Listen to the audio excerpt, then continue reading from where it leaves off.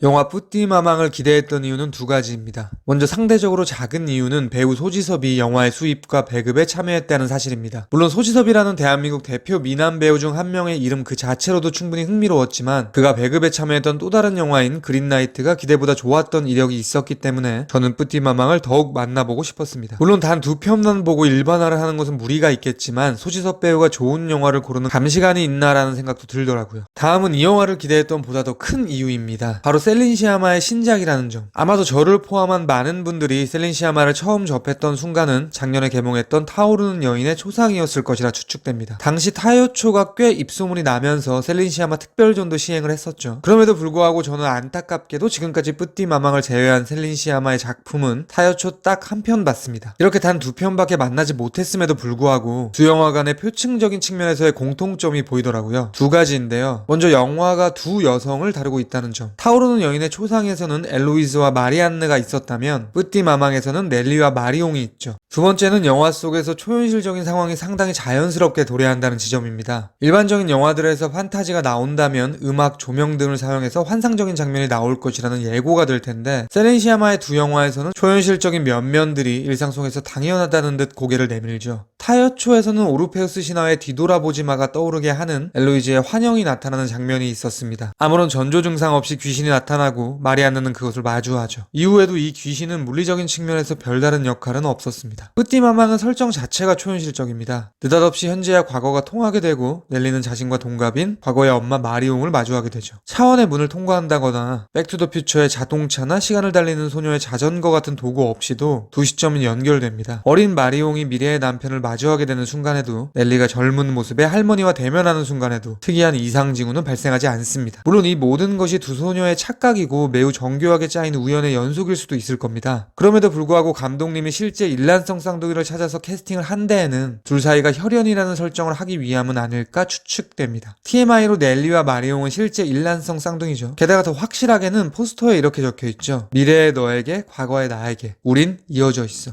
공간적 측면에서도 현재와 과거가 만난다고 볼 여지는 많습니다. 일단 집 구조가 동일하죠. 몸이 불편하신 할머니를 위해 손잡이가 설치된 방이 동일한 위치에 존재하죠. 현재와 과거 모두 그 방에는 할머니가 사용하시던 지팡이가 있습니다. 또한 현재의 집에서 냉장고 뒤에만 뜯지 않고 남아있던 부엌의 오래된 벽지가 과거의 집에는 전체 벽을 두르고 있죠. 심지어 어린 마리옹과 엄마 마리옹의 생일도 동일한 날인 것으로 묘사됩니다. 사실 제가 영화에서 두 소녀를 모녀관계로 엮는 표현 중 더욱 흥미로웠던 방식은 인물의 입장, 퇴장, 그리고 동선을 경유하는 영화의 형식이었습니다. 그에 대한 이야기를 비롯하여 오두막과 피라미드, 그리고 물이 상징하는 것, 패들볼과 인물들의 등이 중요한 이유에 대한 이야기까지 뿌띠마망 끝장 리뷰 지금 시작합니다. 不要去看，他失败怎么样？是救星。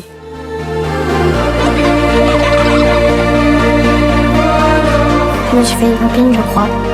말씀드렸던 넬리가 과거의 마리옹을 만나게 되는 영화 형식적인 측면의 묘사는 두 가지입니다. 먼저 인물의 입장과 퇴장을 통해 드러납니다. 할머니가 돌아가신 뒤 넬리와 넬리의 부모님은 짐 정리를 하기 위해 할머니의 집으로 오죠. 그런데 며칠 뒤 불현듯 엄마가 사라집니다. 넬리는 마리옹에게 엄마가 없어진 이유를 모른다고 말하기도 합니다. 흥미로운 점은 엄마가 집을 떠난 바로 다음날 넬리가 8살에 마리옹을 만나게 된다는 설정입니다. 저에게는 이렇게 인물을 다루는 방식이 영화에서 한 인물을 소거하고 그 공란에 다른 인물을 투입시키고 있는 것처럼 보였습니다. 그러니까 어른 마리옹이 영화에서 사라지자 어린 마리옹이 등장하는 거죠. 즉 이것을 굳이 문법적이라는 표현을 사용하여 정의를 내리자면 사라지고 투입된 인물은 동일 인물인 겁니다. 두 마리옹은 같은 사람이라는 영화적 표현인 거죠. 두 번째는 동선입니다. 뿌띠마망에서는 인물이 화면의 좌측에서 우측으로 향하는 동선을 지속적으로 반복합니다. 영화에서 나왔던 순서대로 4장면 정도 말씀드리겠습니다. 먼저 영화의 시작 장면. 요양병원으로 보이는 곳에서 넬리는 어느 할머니의 퍼즐 게임을 도와드리고 있습니다. 이윽고 소녀는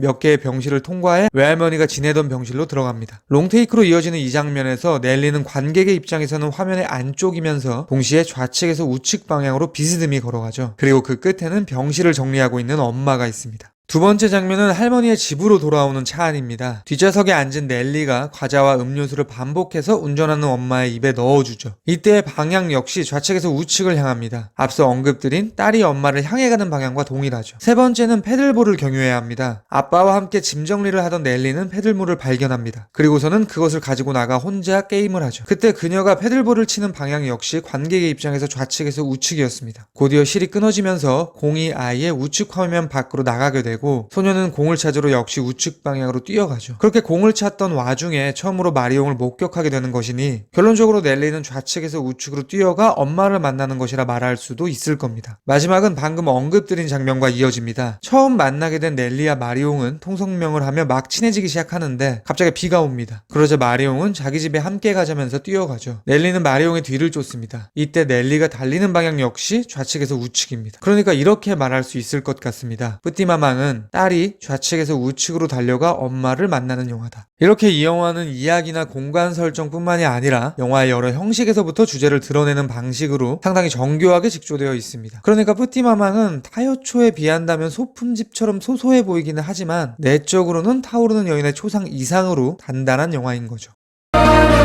Comment je fais une copine, je crois.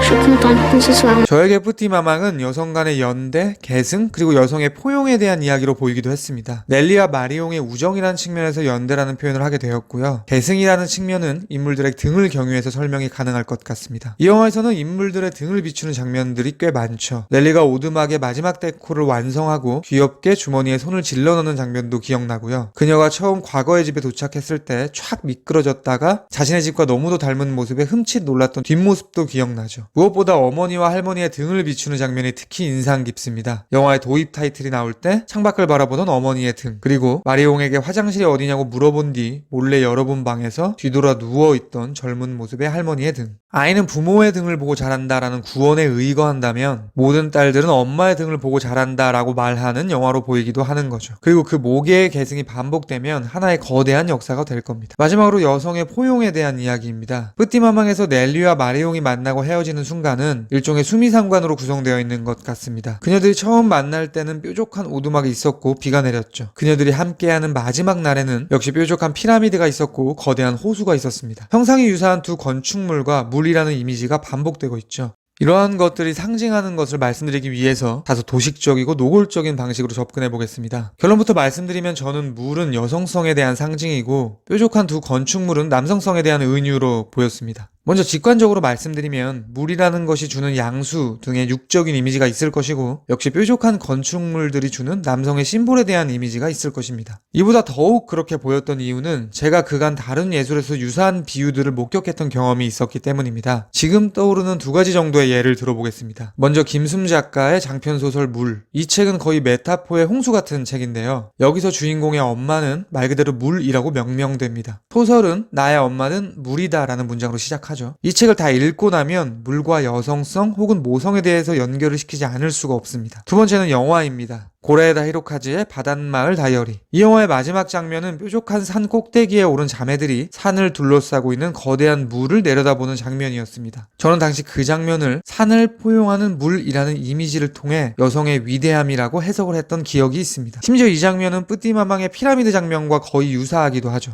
이러한 이유들로 저는 물은 여성, 뾰족한 건축물들은 남성이라는 다소 도식적인 결론에 도달하게 되었던 것이고요. 한 발 더 밀고 나가 뿌띠마망의 비에 젖은 오두막과 물에 둘러싸인 피라미드에서 여성의 포용을 읽어내게 되었습니다. 특히 피라미드 장면은 더 인상 깊었던 것이 음악이 흘러나왔기 때문입니다. 영화를 보시면서 눈치채셨겠지만 이 장면은 뿌띠마망에서 거의 유일하게 음악이 나오는 장면이죠. 그만큼 중요한 장면이라는 강조일 거고요. 과거에 있는 마리옹이 미래의 음악을 듣는다는 설정은 앞서 언급드린 과거와 미래가 만난다는 측면에서 계승과 연대가 떠오르기도 합니다. 이러한 여러가지 주제와 형식을 차치하고서도 뿌띠마망은 늦가을 혹은 초겨울의 정치와 차분한 분위기가 상당히 인상적이었던 훌륭한 영화였습니다. 개인적으로는 타오르는 여인의 초상보다도 좋은 영화라고 생각합니다. 지금까지 뿌띠마망에 대한 헐거운 리뷰였습니다. 들어주셔서 감사합니다.